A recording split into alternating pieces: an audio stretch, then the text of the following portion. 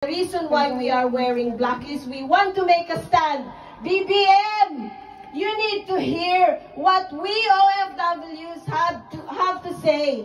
What do we have to say? We submit, we send money back home. And what is that money for? That remittance that we send over to the Philippines, guys, is what helps the economy in the Philippines. Yes. So we have the right to demand that Filipinos and Filipino people in the Philippines should be treated well and respected. Exactly. We demand good governance. And why aren't we getting that? Why aren't we getting that? They're all greedy. From BBM to Congress, ang dami-daming mga buhaya. Hindi mo na kailangan maging lawmaker, maging politician, maging... NPA pwede. Pwede, correct. Pero you do not need to be an analyst, political analyst, to know what's going on in the Philippines. Yeah? Nag-usap kami kanina sa car na mga kasama ko. Bakit ba ang mga Filipino sa Pilipinas hindi kasing aware natin? Yeah? That's true. Hindi. Pwede rin yan. Pero, isa dyan guys is, merong, silent ang mga mainstream media. Bayad ang mainstream media. Pag-aari ni Tampalusos. Hindi ito mga fake news, ha? Ito yung mga totoong nangyayari. We know, lahat kayo nagpapadala sa Pilipinas, right? Sino ba mayaman sa atin na hindi nagpapadala sa Pilipinas? Wala. Lahat. So, taas ng kamay, sino mga nagpapadala sa Pilipinas? Lahat. Every single one of you has the right to make that demand. Bakit hindi alam ng mga Pilipino sa Pilipinas ano nangyayari? First of all, talagang ginugutom sila. Para umasa sila sa ayudang putang inang ayuda yan. Tama! Yeah? Alam nyo ba kung bakit sila pinahihirapan ng ganyan? Para lumapit sila sa gobyernong walang kwenta. Pinapalabas ng gobyerno ni BBM na okay lang magutom kayo kasi meron kami ibibigay na 5,000 sa inyo. Hanggang saan yung 5,000? Yon ang pinagtatakpan nila. Ang mga ninakaw, pahihirapan ng mas mahirap pa ang mga Pilipino. And they have to survive. That's why they're doing what they're doing now. They are not listening to the social media. Wala nga silang cellphone. Walang mga pang-load. Siyempre. May pambiling droga. Pero may pambiling droga. Anyway, kaya tayo, what is our role? Our role is to shout. Our role is to make our relatives aware kung ano nangyayari. Bakit tayo mga nasa labas? Why are we shouting? Because we are here. Kahit na malungkot, Paskong Pasko, we are away from our families. Right? Because we want our nation to get better. The Philippine government should do better too. Right?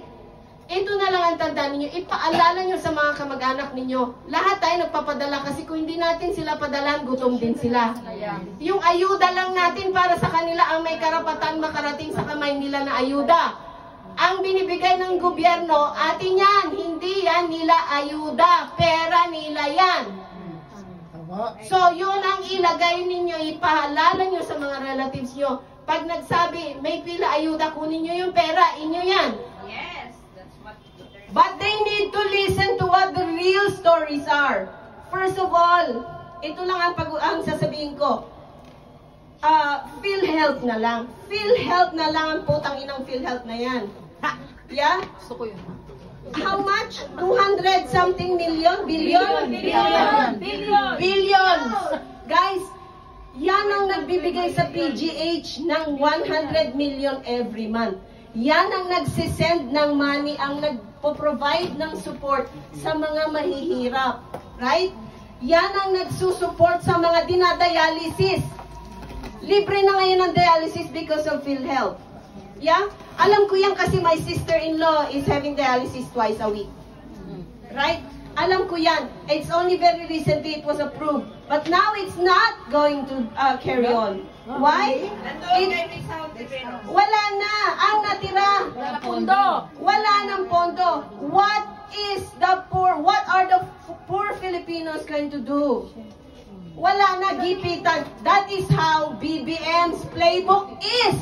Yes. Make everybody feel like you need the government so they can ask money from the government. That's not right. That is not right. And why are we here? I can talk for England forever, but I won't, I promise. This is the last bit now. And why are we here? We're shouting to the world, and I'm speaking in English because I know some people will share this on Facebook, feeling sikat. Anyway, I want the world to know. I want the world to know what is going on in the Philippines. We have a corrupt president who is run by his wife. His wife actually runs the country. His cousin runs the country, not BBM. BBM is unimportant and insignificant. Yes! He is insignificant. He is there just for the name. Without Sara Duterte, he won't be a president. Ang kapal na mukha mo, BBM. Nilapitan mo si Inday Sara. Nagmakaawa kayo ni Aimee. Tama! Aimee, if you are still true to your promise, Aimee Marcos, I'm calling your attention. You need to tell your brother. Because if you cannot tell your brother, you are just as well as bad as your brother, basically. So, ito ang tandaan ninyo, guys. Ha?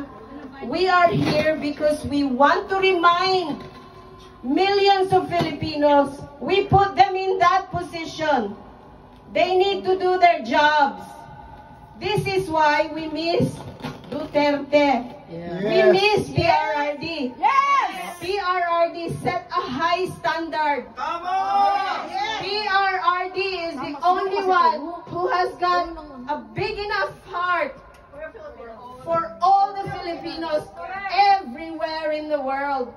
Bakit hindi ninyo naaalala ang mga ginawa niya? Yun ang sabihin ninyo sa mga kamag-anak nyo. Tandaan ninyo, mga bata nawawala, nasaan na sila? Nasaan na? Ang mga putang inang pulis, busy sa KOJC at saka sa rally nila sa EDSA. Nagrally ang mga pro-BBM, nasaan ang mga pulis? Putang ina ninyo, mawala kayong bayad. Mga sabag! Marami akong kamag-anak na pulis. Sila, konti lang sila, laban sa mga gagong walang bayad. Huwag kayong matakot. You're here to protect the Constitution and the Filipinos' rights. Yes! Sino ba ang presidente na nagmalasakit sa mga police and army? Isa pa! Isa pa! So si Digong lang ang nagmalasakit sa mga military at pulis. Tama! Pinalibing pa si Senior. Yes. Kahit ako tulungan ko si Inday maghukay. Yes. Honestly. Lahat tayo! Kasama! Lahat kami. Uwi tayo! Sabay-sabay! Pero ito ang tandaan ninyo. Mga PNP at mga AFP, tandaan ninyo sino ang nag-alaga sa inyo. Yes. Si Marcos, Wale, si Tambaloslos, ano ang pinangako sa inyo? Pag hindi nakasulat yan sa law, hindi yan totoo. Wala kayong bayad, Browner, get out! Walang bayad! Walang bayad! Alam nyo, guys, kailangan kayo sumigaw na. Kasi katulad yan, pag nasa work kayo, binubuli kayo, tahimik lang kayo? Okay lang sa inyo? No! Yan? Ganon ang ginagawa nila kay Inday Sara. Inday Sara wants you to think. She will not tell you how to think. She wants you to think as Filipinos. Inday Sara wants you to know that she is for us. But she also wants you to speak up for her and the rest of the Filipinos. Yes! Yeah? Si Inday Sara is crucified and persecuted by the very people na mga kriminal. Si Castro! Yeah! Rosas! Si Raul. Yung gagong yun? Si Bakla!